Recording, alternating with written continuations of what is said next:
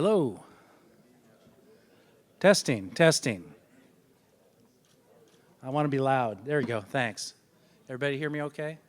Now I'll step away. Welcome to the 2018 press conference for the 44th Prefontaine Classic. My name's Tom Jordan. Sometimes I'm the meet director. Most of the times I'm not. In any case, happy to be here with you. The format today will be that I'll make some announcements about the meet, introduce the athletes behind me, ask each of them a question just to get things rolling.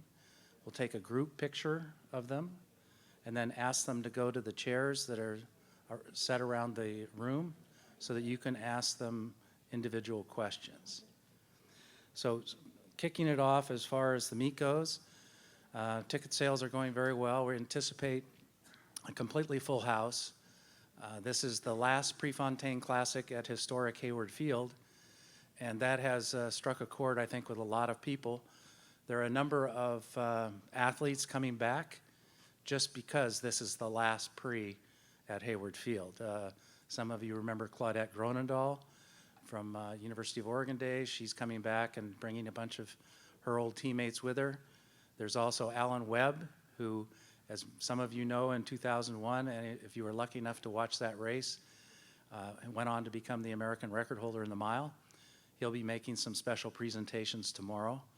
One of those presentations is that the first person who wins the international mile and, of course, breaks 4 minutes, that will be the 400th sub-4 in the Prefontaine Classic.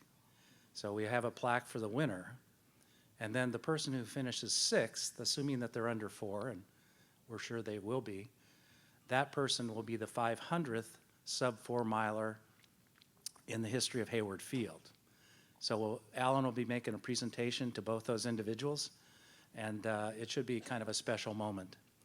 In terms of the fields for the meet, they are, may I say, the best ever, and I think that the fans, if the weather cooperates, will see some spectacular performances. Unfortunately, I do have to announce that Allyson Felix is not in the meet. I wish I could tell you why, but I don't know. Heard from a third party that she wasn't coming, and my calls to her camp have not been answered. So if you want to know more, I'm afraid you'll have to ask yourself. But she will be out of the 400, and currently we do have an open lane in the 400, which may or may not be filled by tomorrow. Given that, first of all, are there any questions regarding the logistics of the meet? Oh, I know. Jeff said several people were asking about next year's meet. We will have a Prefontaine Classic. We hope it will be in the region, accessible to everybody. And as soon as we have an agreement with the owners of the venue, then we'll make an announcement and go from there. The dates next year are June 28, 29. They're later next year because you'll recall the World Championships in Doha are at the end of September, early October. So much of the international calendar has slid back several weeks. With that, I want to introduce the people behind me. First, Evan Jager, the American record holder in the Steeplechase. Noah Lyles, who almost made the Olympic team as a high schooler here back in the day.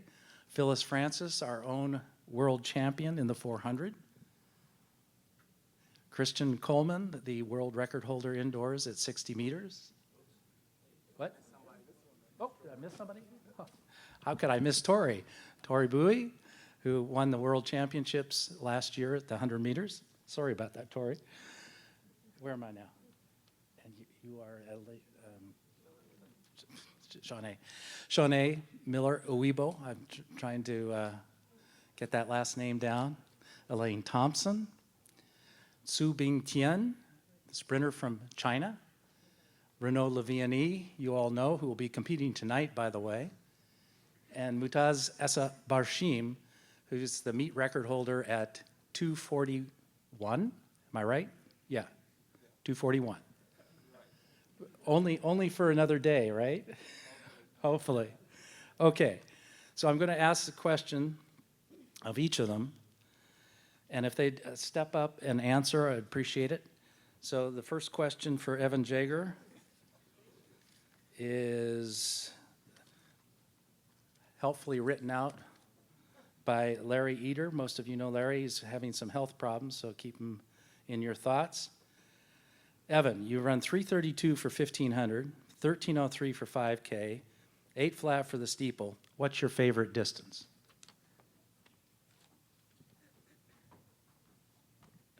Steeple is obviously my favorite distance.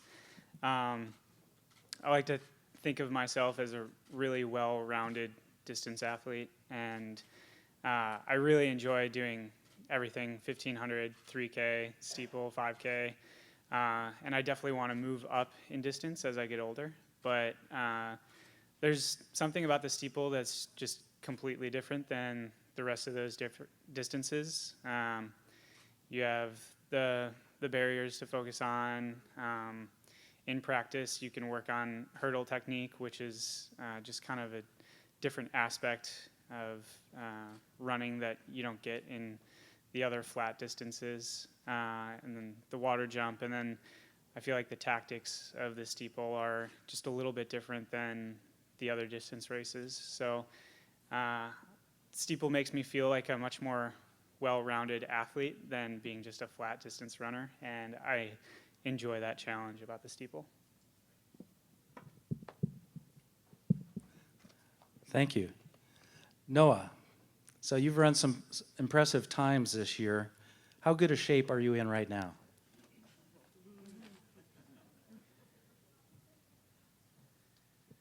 That's a little hard to answer, but I'd say I'm in pretty good shape. I really know when I'm in great shape when my coach rubs his hands and he said, "You're ready to run." So right now I'm just hoping to get another PR, come out here, work on my technique, work on a start, which is always a big thing for me, and hopefully get another win. Phyllis, how has your life changed now that you've won the World Championship?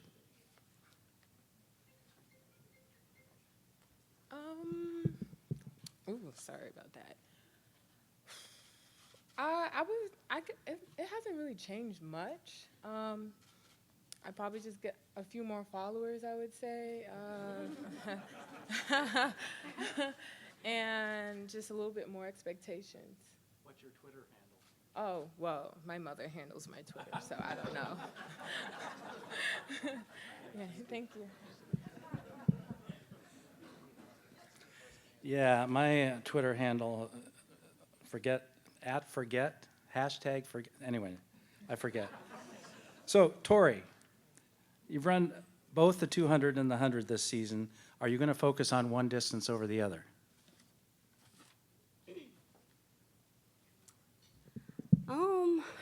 Right now the plan is to focus on both races. Right now I'm just been running a few hundreds. I'll run more 200s in the second half of the season. As of right now, the plan is to compete in the Diamond League Finals in the 200, but I guess we'll see as time get closer. Yep. So, Christian, what's more important to you here at Pre, winning or running a fast time? I mean, definitely winning. You know, I never want to come into the meet shooting to run a fast time. I just try to come out and execute and try to get a win under my belt. But obviously, you know, running a fast time here, that'd be great. So, you know, I'm just looking to come out and try to execute and win.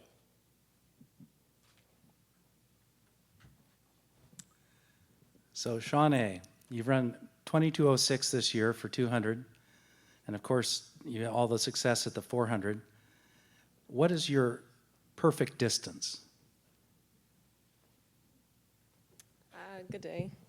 As far as a perfect distance, I wouldn't know which one is perfect for me, but I do know that my favorite event is the 400 meters. The 400 does give more of a challenge for me, and so, you know, I really love that about it. I do like the 200 because of the speed work that I get for the 400, but I love both events, but I just love the 400 a little bit more, so.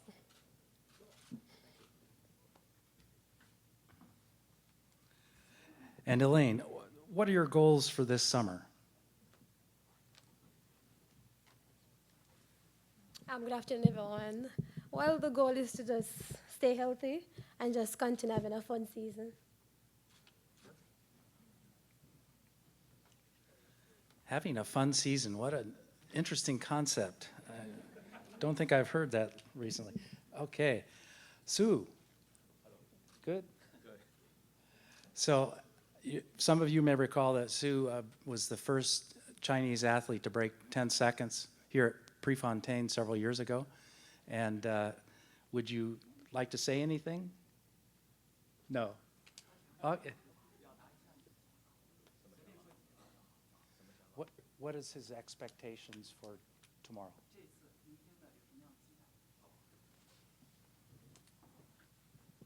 Eugene 对我来说是我的福地。我第一次突破10秒的大关就在Eugene。3年以后，我又再次来到Eugene这个地方。我希望，这一次我能够在Eugene这个地方继续突破我的最好成绩。谢谢。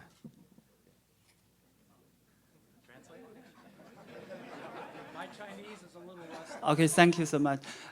Eugene is my lucky place. And in 2015, I broke 10-second barrier here. So 3 years later, I came here again, and I just want to break my PR here tomorrow. Yeah, thank you. Very nice. So, Renaud, thank you very much for coming on the day of your competition. I understand that you put on an all-star pole vault event this past summer, or last year. How does it feel to be a meet director?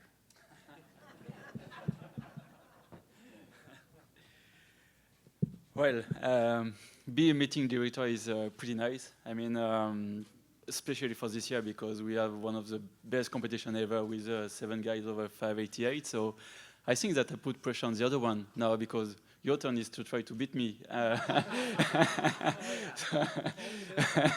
So unfortunately, I think that today is going to be very hard because the weather is not as good as before. But I mean, I just want to say something because this winter we asked to be able to jump at the pre in additional events, and you agree for that. So I mean, I can't miss this competition. So I'm just so glad to be part of the team again today. And I mean, we'll see for tonight as at least an athlete for me today. See you. When the world record holder asks you to add his event, you say yes, just to let you know. Okay, last but certainly not least, Mutaz, you have a number of high jump bars for going over 240. What do you do with them?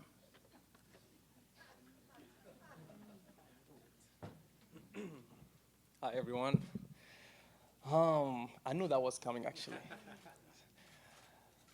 What I'm planning to do actually I don't know. I just got a text from my father. He's like, make sure you bring home another bar. I'm like, okay, Dad. So at the moment I just have them in my room, but I know that in the future I'm gonna have a special place, maybe on top of my bed or something. Yeah. Thank you. Okay, then if we can ask all the athletes to get together here for the group photo, and then we'll go to the different chairs around the room. Thank you. Under the grandstands, having the warm up like I normally do, and just take it all in. Like, just kind of been, I guess, took it for granted. And last 10 years, I just kind of went through the motions without soaking in every moment, but definitely be taking everything in tomorrow. Did this one make it kind of a must come to pre-classic, it being that last year to make it an easier decision than the decision already? Yeah, I mean, this race, in the past, if I'm not even in great form, I'll still race. You know, in 2012, I think I was in the International Mile, wasn't ready for the Bowerman Mile, but I still want to race because it's pre-classic. So unless I'm completely injured and hurt and not running like in 2016 or sick like last year in 2017, I'm going to be competing here regardless of what kind of fitness. So it wasn't like a must race just because it was the last year that it's at the old Hayward Field. You know, it's always going to be a race for me, like no matter what. So. few of your early season races this year have been sort of slow for you. Yeah. Were you worried at all by that, or do you feel like you're making the progress you want to? How do you feel about that? No, I wasn't worried about it. I mean, I knew where I was, and I'm not going to. We race so many times throughout the year. We'd like to race so many times. I'm not going to be fresh, and everyone's preparing for different times of year. Everyone's preparing for different type of meets, and I've been doing this since 2012 as a professional athlete, where I never historically come out of the gates feeling great and looking fresh. I've always had some rust busters, and that's no different than this year. There's some guys that I probably raced already that were down in Australia, maybe just finished coming off the Commonwealth Games, or up here in the different time of season. So I'm always worried about myself. I don't really care for where anyone else is that time of year, and I know where I'm going, so I was never worried. I mean, there's been guys that have run super fast. I think you look at like Ezekiel Kemboy, he hurdles. It might not be like perfect 400-meter hurdle technique, but he hurdles the dry barriers. Paul Koech hurdled the dry barriers. I think Brimman, he has kind of an ugly hurdle form, but he still hurdles it. But then you look at Birech, I think he's run 7:58 at least. He grabs it. Concessless is he's unbelievable. I know he hasn't run an insanely fast time yet, but he's got the capabilities to go well under 8 minutes, and he grabs it. So it's just really hard to know. I think if some of the guys that don't have the traditional hurdling technique were to all of a sudden change and switch and go hurdle technique, it could screw them up. So you never know. I think it's more efficient. I think you can take it in stride a little bit better, get back to running a little bit more efficiently and quicker, but it's hard to know. You mentioned in your remarks that there was some special strategy involved in steeplechase running that is different from flat running. Can you talk a little bit about that? Well, yeah, I think, the biggest difference is when fatigue sets in the steeple, you have something to get over. So I feel like in a 5K, if you were to go relatively all out from 800 out in a championship style race, you could make it to the line and run 151 and just have an insane last 800 meters and still close the race really well and finish strong. There's part of the steeple where you can't go all out, because if you try to run 151 over the last 800 meters, you're gonna face plant at some point. You just can't do it. So there's a little bit of you have to know how to gauge yourself a little bit better in the steeple. You have to run within yourself a little bit more.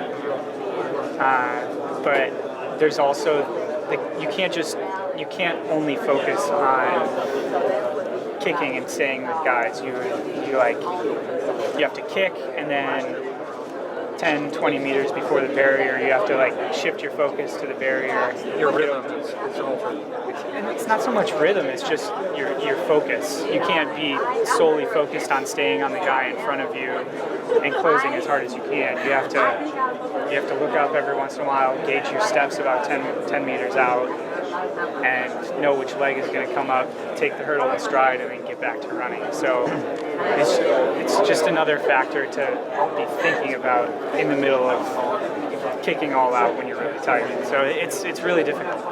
But the thing is, honestly, we have the temperature, but we have also for the wind, and I prefer sometimes having less temperature but good wind than good temperature but bad wind, which is more difficult for us to manage. Is it better for you competition-wise to have a really hard field? Because tonight's field is pretty good with Sam Kendricks and Mondo Duplantis. And does that push you, give you progression with Thiago Braz being here? Or would you rather just say, I'm the main show, you guys try to catch me? I mean, honestly, I don't care if I'm in a big field or not. But I mean, for today, the thing is, because we can't expect to jump as high as we could be, it's good to have some good motivation with this. I mean, we all want to win. That's the thing. So we all have to push as hard as possible to get our goal. So yeah, it's good for us. It's good also for the public to show that actually most of the best promoter of the moment are here in the same place. So it's supposed to be a good show. What is your favorite thing about coming to not only Eugene and Prefontaine, but to Oregon, United States? Is there one thing that, as soon as you get here, I was like, oh, favorite restaurant, favorite store, things you like to do when you're here? The thing is, every time I came, I just stopped 1 or 2 days in Portland. So I spent some very good time at the campus in Beaverton with Nike, and that's one of the good parts I have because I'm still working on shoes, a few things like that. So it's every time a good time, and we are staying at the 9th hotel, and every time I love having a good lunch, a good dinner at the departure, which is like very, very nice. So it's something like good motivation. When I came, I know that of course I have one of the best meetings in the world, but I have also a few things besides which make me happy, and make me feeling good. So that's nice. And lastly, do you watch much of your competition? Do you follow what Sam is doing, or Thiago Braz, or Mondo Duplantis, and see where they're at and where their success has been? Yeah. I try to watch everything I can. So it depends on the competition because sometimes there is no forecast. So I try to, but it's almost every time interesting to see. You saw the result, but you don't know how he did it. So it's nice when you saw one guy jumping. For example, 580. If he did it on the last attempt with lucky bar, or if he did it like very easy and makes interesting thing because I love stay on the news and watch it every week. Hayward, how fast is this straightaway compared to the other tracks you've raced on? Because it has a reputation as being very quick. Obviously I run some pretty fast times here. I ran my PR here last year, won a couple national titles on this track, and so it holds a special place in my heart. And it's a really fast track, obviously, and so I don't know. I guess it's just it's a fast track, and so hopefully I can jump another fast on tomorrow. What's your favorite race that you've run here? Because this will be the last time you get to run here before it's knocked down. My favorite race, I don't know. I've had some really, really great races here. I made the Olympic team here on this track. Collegiate record, on the track, national title. I can't really pick a specific race, I don't know. I guess probably winning the 100 national title. That was just something I've always, worked for and dreamed about coming out and, winning nationals. You want to be the best in college, and so that was a pretty historic meet for me. And I had to say that race. If you had to put a percentage at where you are right now and where you want to be, coming back from hamstring, do you feel like you're close to 100%? Is there a number you can put to it roughly? If I get on the track, if I step on the track, I'll be 100%. There's no excuses. You step on the track, you can't get out there and say, I was 90% or 85. Nah, if you get on the track, you got to be ready to go. And so, when I'm out there, I'm 100%, I'm ready. And so, I'll be ready to go. How are you feeling about racing tomorrow? I'm really excited. It's my first 400 for the season, and so I'm excited to see what I can put down. You're stepping into the world champs home turf. Yeah. Is there anything different about running here now that the world champ is going to be an extreme crowd pick? No. I've competed here multiple times, and so I just look at it to get the next race in, and it's gonna, like I said, it's gonna be my season opener, and it's gonna be a pretty exciting race with all the girls inside of it, and so I'm really excited for it. How has training been going for you this year? Training's been going really well. We definitely stepped it up with strengthening work, and so I'm excited to see how things go. We haven't been doing much speed work, but to see the times I'm still dropping under 200, it's still really pretty impressive for me, and so I'm just, like I said, really excited. Any different than the year where you've got that World Championship or Olympics in the late season? Well, it's a little different because it's an off year, and so you don't really have anything that you're getting towards. But You know, I just recently got a new training partner. She came to Wembley, and she's definitely kept me on my toes. And so, yeah, it's been pretty exciting training with her and getting ready for the season. And now we're both competing here tomorrow, and it's, like I said, it's going to be a pretty good race. What's been your favorite memory here in Prefontaine? And just My favorite memory has been last year, actually, in the 200. That's where I first dipped under 22 seconds legally, and it was just a really exciting race. It was probably one of my best starts off the curve, and yeah, it was just a memorable race for me.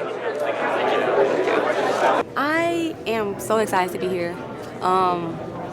You know, the competition is always amazing. You know, I get a ton of adrenaline lined up with some of the fastest women in the world, and I know I'm gonna have a great performance out here, so I'm looking forward to tomorrow. What memories are going to come to mind, you know, now that this will be the last, you know, in this current state of Hayward Field, and obviously a place you've raced for a while? It's a little heartbreaking, you know, because, I mean, everyone loves this environment, everyone loves this track, but, you know, hopefully the next one will be even better. Yeah, did you see the designs for the new? I did. What did you think of them? I glanced at it, so I haven't officially studied it or anything. I glanced at it, and you know, from what I've seen, it looks absolutely amazing. But I hope I hope the stadium continues to sell out. I hope the environment is just as amazing as this one. And I hope the track is faster. So we'll see. Thank you. Hi, Tori. I was just wondering if you can tell us a little bit about your training processes coming into this meet, considering that it's not a world championship year. And Yeah. Are there any other stops you might be taking? My training up until this point has been, you know, it's been consistent. I feel like I'm off to a slower start this year than most of my seasons. But you know, I'm just continuing to stay confident and patient. And I'm looking forward to having a great run tomorrow. Yeah. Are there any aspects of other competitors that are on your mind? You know, you have Marie, I believe she's run 10.8 this year. Are you thinking about any of those kinds of things? Yeah, I feel like those ladies have had a great performance. But it's expected. You know, they've all raced each other, I want to say, in the Doha Diamond League, so you expect that. This is my first Diamond League race. And like I said, you know, I'm looking forward to it. It should be something special. As you said, it's mentally I have to be prepared and ready for it. I grew up so much, you know, I think I needed to lose much more competitions to understand, you know, because, you know, when I started, I've been actually winning a lot because I didn't know what it takes. But then when you get injured and you get back and you start to really understand. And that's the experience I'm needing. So I think I'm on the right approach. You just need sometimes. Are you in a good place here, coming all the traveling you've done with the Diamond League meets, coming all the way to Eugene, Oregon, and how much you love coming to Prefontaine? Yeah, it's my favorite meet. So I'm really happy to be back here. The fans are really amazing, big support and everything. And you know, apart from the travel, I think we're getting close to it. So it's not. I could go now and rest. It's all right. No problem. No. I know we did a graphic on television a couple years ago. You'd come from, I think, Zurich to Doha to New York to Dallas, something like that. What was the travel like here? I would say sometimes it's really, it's really difficult because, you know, it's so long and you go through all the security and you have to catch around 3-4 flights. You know, I calculated actually here my physical fluid since we left home till we arrived. It was like 29 hours. 29 hours. Yes, until we arrived here from the hotel to the house. But you know, as I said, I just sleep whenever I feel like it. So it doesn't matter. Yesterday I was sleeping the whole day. I was up all night. That doesn't matter. As long as I get my sleeping in, it's fine. So you don't worry about trying to get on time here. You just sleep. People say, oh, you should get used to it. I'm like, no, it does not matter. I just sleep whenever I feel like it. Yeah, I'm Tori, and I'm very good friends with Tori. She ran 10.8 this year. No, I don't have anything on my mind. It's great to have a company myself. It's great to run with them and to podium with them. I don't really put things on my mind like to put pressure on myself in the race, so this one is It was great. It's always a pleasure to see the weather is kind of tricky, but I'm hopefully to have a good race. We have Osman Koala, we still have the World Championship, Guliev, and being there, you know, we have Nathaniel, Jareem, common world champion. This is a stacked race. This doesn't take anything away from how talented this field is. I want to ask you one more thing before I let you go, and that's, you know, 2 years ago at the Olympic trials, it was you and Michael Norman. you've seen what Michael Norman's been doing at USC. How proud are you of things that he's been doing? I'm so excited to see it. Like I was hoping to see it his freshman year, and I was a little worried when I see he was dealing with some minor injuries. But I'm excited, and I'm yelling at the TV. Like when I saw him run the 44, I knew he'd run the 44. And I saw Hakeem Bloomfield had run like 44.8, and I was like, Mike's gonna break the world record. Just because I knew that he's that competitive and he's that good, and I knew he'd step up to the challenge. All right, well maybe you'll see him at USA's. I can't wait. All right, no thanks. Hi. So, kind of working off what he said, you didn't go the college route. So how did you make that transition from high school to now being a professional runner? So when we were in high school, my mom kind of set up our lives just as if we were professional runners. We had a chiropractor, we had a massage therapist, we had a sports psychologist, where everything was very structured. So truthfully, the only thing that I'm really doing now is my own laundry and cooking. That's kind of different from what I was doing in high school.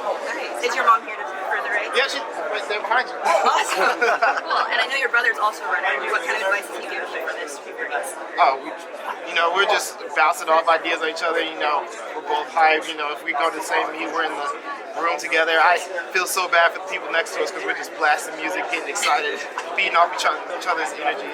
So truthfully, it's just out here, go put in work, do what you do, come back with a win. Yeah. How does it feel kind of be back in Eugene? You said you took PRs here. What does it feel? Yeah, I'm super excited because the last time I was here, I was able to get a PR. Every time I've actually been here, I've been able to get a PR. So I know that this is a track where the hero magical sort of seep down and we'll be able to do something magical. It's all about, having a good team of people around you. Team. I can't emphasize it enough.